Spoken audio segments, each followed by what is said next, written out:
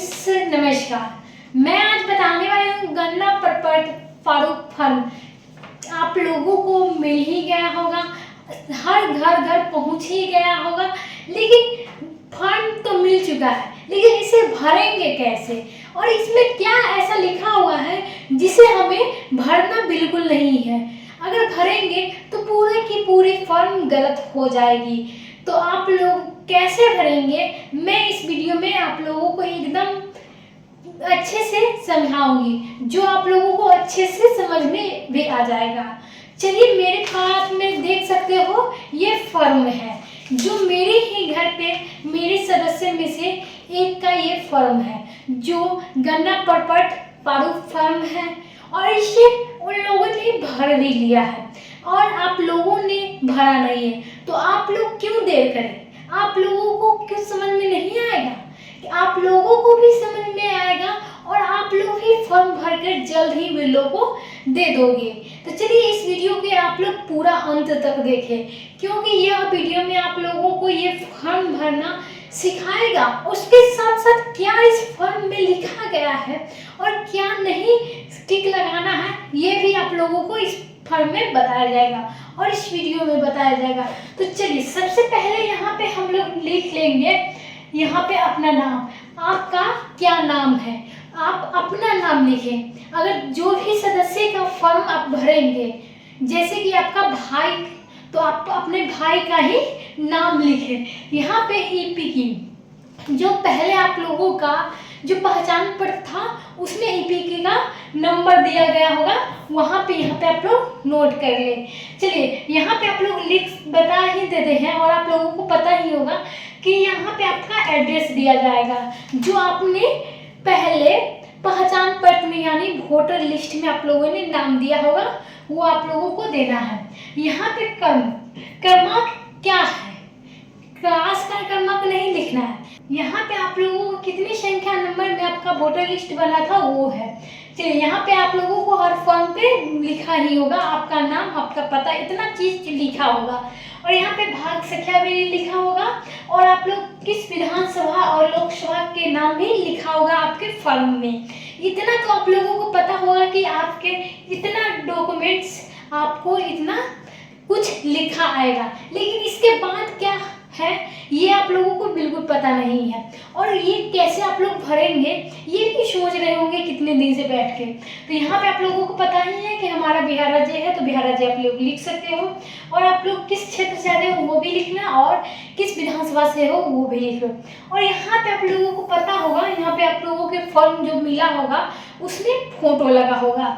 बिल्कुल सही, आपका फोटो लगा होगा, लेकिन यहाँ पे एक और बॉक्स दिया गया होगा जहाँ पे आपको रंगीन या जो पीछे बैकग्राउंड सफेद वाला होगा फॉर्म आप फोटो लगा सकते हो। आपके पास अगर रंगीन फोटो है तो आप लोग यहाँ पे रंगीन फोटो अपना लगा सकते हो। लेकिन इतना तो आप लोगों को समझ में आ ही गया होगा, लेकिन इससे आगे क्या है मैं यह आप लोगों को समझाती हूँ, क्योंकि इससे आगे जो है ये आप लोगों को कंफ्यूज कर देगा। तो आप लोग देख ही सकते हो, यहाँ पे जो है, यहाँ पे आपका जन्म तिथि, यानी आप लोगों ने जो आधार नंबर में जो जन्म तिथि दिया होगा वो आप लोगों को यहाँ लिखना है। जैसे कि मेरा 1/1/2004 है जो आधार कार्ड में है, तो आप लोग यहाँ पे आधार संख्या लिख सकते हैं। और जो आधार संख्या जो आधार कार्ड में है, जो आपका जन्म तिथि है, वही आप यहाँ पे नोट करेंगे। और यहाँ पे पिता का, यानी आपका पिता का जो नाम होगा आप यहाँ पे नोट करेंगे। और यहाँ पे वोटर लिस्ट जो था उसमें ईपीकी नंबर दिया हो गया, तो वहाँ पे यहाँ पे आप अगर पापा का नाम यहाँ पे देते हैं तो उनका ईपीकी नंबर डालना पड़ेगा। चलिए, यहाँ पे माता का नाम, तो माता का नाम सेम वही है, आप लोग माता का नाम देते हैं तो ईपीकी नंबर उनके वोटर लिस्ट से लिखना पड़ेगा। और जीवन साथी, अगर आप लड़का हो तो आप अपनी पत्नी का नाम यहाँ पे लिख सकते हो और उनका वोटर लिस्ट में जो ईपीकी नंबर है वो आप डाल सकते हैं। अगर आप एक महिला हैं तो आप अपने पति का भी नाम लिख सकते हो यहाँ पे, और यहाँ पे ईपी की नंबर डाल सकते हो। चलिए यहाँ पे समझने वाली बात है जो आप लोगों को समझना बहुत ही ज़्यादा जरूरी है क्योंकि यहाँ पे आप लोग घोषणा पत्र में देख सकते हो, घोषणा फॉर्म भरने के अलावा भी आप लोगों की ये घोषणा की गई है। चलिए देख सकते हो, मैं अपने सर्वोत्तम ज्ञान और विश्वास से घोषणा करता हूँ कि मैं 18 वर्ष से अधिक का हूँ, उपयुक्त पते का साधारण निवासी हूँ, भारत का नागरिक हूँ और किसी एक को चिन्हित करें। जैसे कि पहले आप लोगों को बॉक्स यहाँ पे दिया गया है नंबर बाय नंबर, तो यहाँ पे मेरा जन्म भारत में 1/7/1987 के पूर्व हुआ है। तो अगर आपका 1/7/1987 से पहले जन्म हुआ है तो आप यहाँ पे टिक मारेंगे, नहीं हुआ है तो आप वहाँ पे टिक नहीं लगाएंगे। चलिए अगला बात मैं आप लोगों को समझाती हूँ। अपने जन्म तिथि और या जन्म स्थान से प्रमाणित करने के लिए नीचे दी गई सूची में कोई भी एक दस्तावेज उपलब्ध कराएं। देखिए यहाँ पे फिर बॉक्स दिया गया है। यहाँ पे मेरा जन्म भारत में 1/7/1987 और 2/12/2004 के बीच हुआ है। अगर आपका जन्म 1/7/1987 और 2/12/2004 के बीच में हुआ है तो आप यहाँ पे टिक मारेंगे। अगर आपका जन्म इस वर्ष नहीं हुआ है तो आप यहाँ पे टिक नहीं लगाएंगे, खाली बॉक्स को खाली ही छोड़ देंगे। अगर आपका जन्म हुआ है 1947 और 2004 के बीच तो आप वहाँ पे टिक लगाएंगे। चलिए यहाँ पे और बात आप लोगों को समझाना जरूरी है।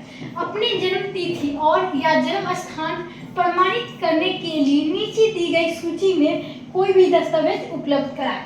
या यहाँ पे देख सकते हो, पिता या माता की जन्म तिथि या जन्म स्थान प्रमाणित करने के लिए नीचे दी गई सूची में दस्तावेज कराएं। यानी आपके माता पिता का जो जन्म तिथि है वो नहीं तो आपको जन्म तिथि होगा ही, आप अपना जन्म तिथि दे सकते हो। आप लोगों को फिर से एक बार देखने की जरूरत है क्योंकि यहाँ पे एक और बॉक्स है। तो एक और बॉक्स है, मेरा जन्म भारत में 2/12/2004 के बाद अगर हुआ है तो अगर आपका जन्म 2/12/2004 के बाद हुआ है, जैसे कि मेरा 2004 के बाद जन्म हुआ है यानी 2004 में हुआ है, तो यहाँ पे हम टिक लगाएंगे। यहाँ पे आपका ये बॉक्स सब छोड़ देना है। यहाँ पे फिर से एक बॉक्स है, मेरा जन्म भारत से बाहर हुआ है, विदेश में भारतीय मिशन द्वारा जारी जन्म प्रमाण पत्र का संलग्न करें।